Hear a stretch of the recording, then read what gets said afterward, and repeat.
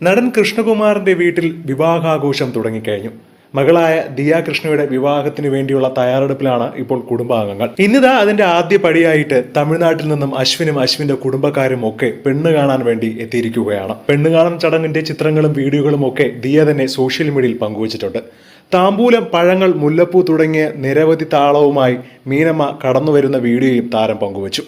അശ്വിന്റെ അമ്മയാണ് മീനമ്മ. തമിഴ് ആചാരപ്രകാരമുള്ള പെണ്ണുകാണൽ ചടങ്ങായിരുന്നു മൊത്തം. മാത്രമല്ല, എൻഗേജ്മെന്റ് ചടങ്ങുകളൊന്നും കാണില്ല എന്നും ദിയ പറയുന്നു.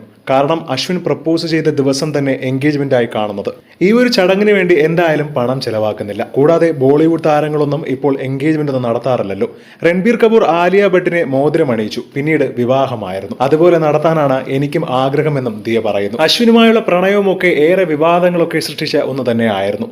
ദിയ തന്നെയായിരുന്നു ആദ്യമായി ഇക്കാര്യം ആരാധകരുമായി പങ്കുവച്ചത്. തന്റെ ചേച്ചി അഹാന കൃഷ്ണ ഈ അടുത്തൊന്നും എന്തായാലും വിവാഹം കഴിക്കാൻ തീരുമാനിക്കുന്നില്ല. അതുകൊണ്ട് എന്റെ വിവാഹം ആദ്യം നടത്തണം.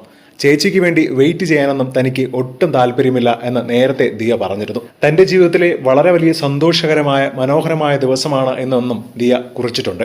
സോഷ്യൽ മീഡിയയിൽ മുഴുവൻ ആരാധകർ ദിയയ്ക്ക് ആശംസകൾ നേർന്ന് രംഗത്തെത്തുകയാണ്.